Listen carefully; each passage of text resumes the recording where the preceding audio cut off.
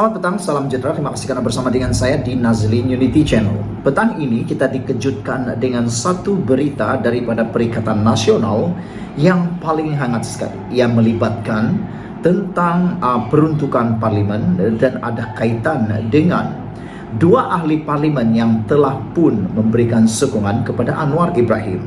Akhirnya Perikatan Nasional tampil memberikan keputusan yang paling mengejutkan kita. Tapi terpulanglah pada Anda untuk menulis apa komen Anda dalam ruangan komen. Apakah tindakan keputusan daripada Perikatan Nasional ini menguntungkan mereka ataupun lebih menambah kerugian besar kepada Perikatan Nasional? Hari ini dipetik daripada sabudin.com. Perikatan Nasional muktamad tutup rundingan isu peruntukan ahli parlimen. Perikatan Nasional PN tidak akan meneruskan rundingan dengan wakil kerajaan mengenai peruntukan samarata ahli parlimen pembangkang. Ketua WIP Perikatan Nasional Taqiyuddin Hasan menjelaskan rundingan diketuai Timbalan Perdana Menteri Fadilah Yusof meminta pembangkang menulis surat kepada kerajaan dengan menyatakan jaminan tertentu. Bagaimanapun ahli parlimen Kota Bahru itu tidak menjelaskan jaminan atau aku janji diminta oleh pemerintah. Dulu masa Ismail Sabri Yaakob pada Perdana Menteri ke-9, kerajaan yang tawar kepada pembangkang untuk menandatangani memorandum persefahaman MOU. Kali ini kenapa kita pula kena hantar surat dan memberi aku janji tertentu, kata Taqiyuddin.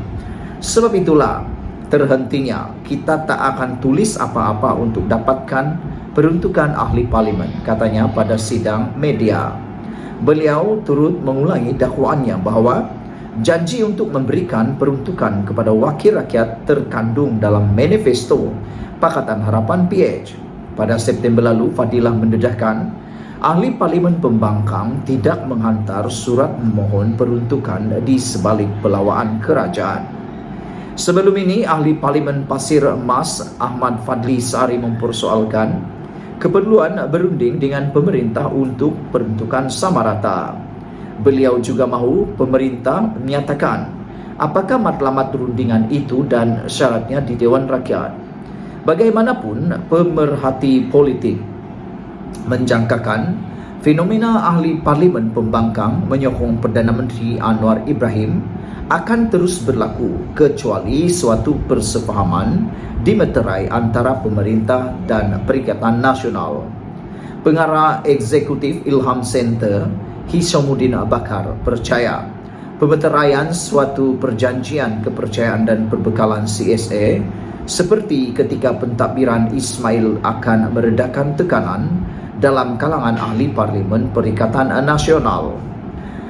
Pada 30 Oktober yang lalu, ahli parlimen Labuan Suhaili Abdul Rahman mengikut jejak ahli parlimen Kuala Kangsar Iskandar Zulkarnain Abdul Kalim menyatakan sokongan kepada Anwar Ibrahim pada 12 Oktober lalu selepas mengambil kira rintihan pengundi mereka mengenai beban kos sara hidup dan masalah setempat.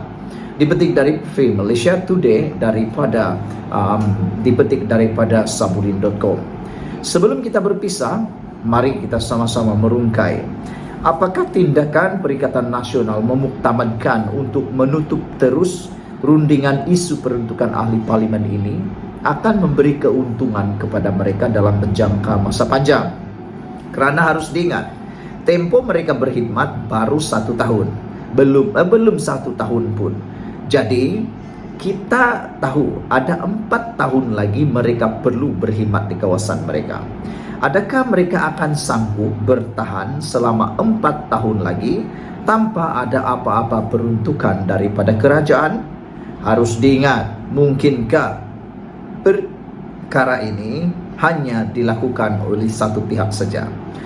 Dan seperti yang dinyatakan oleh penganalisis politik yang terkenal, beberapa penganalisis politik menyatakan bahawa fenomena ini akan menyebabkan ahli parlimen pembangkang mungkin akan terus menyokong Perdana Menteri Anwar Ibrahim kecuali suatu persefahaman dimeterai antara pemerintah dan Perikatan Nasional. Pada pendapat Anda, akhirnya nanti siapakah yang akan terkena? Sekian dulu untuk kali ini. Jangan lupa tinggalkan komen Anda, tekan butang subscribe. Malaysia kita punya, ikuti terus ulasan selepas ini. Selamat petang, salam sejahtera. Terima kasih karena bersama dengan saya di Nazlin Unity Channel. Ini kejutan paling besar, menyedihkan, berlaku di penjara Kajang, melibatkan bekas Perdana Menteri Malaysia iaitu Najib Razak. Dikabarkan hari ini Najib disahkan mengidap positif COVID-19.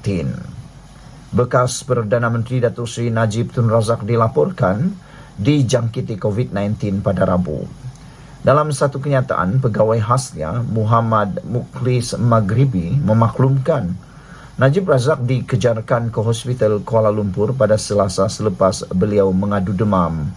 Setelah pemeriksaan dilakukan doktor pakar, beliau didapati positif COVID-19.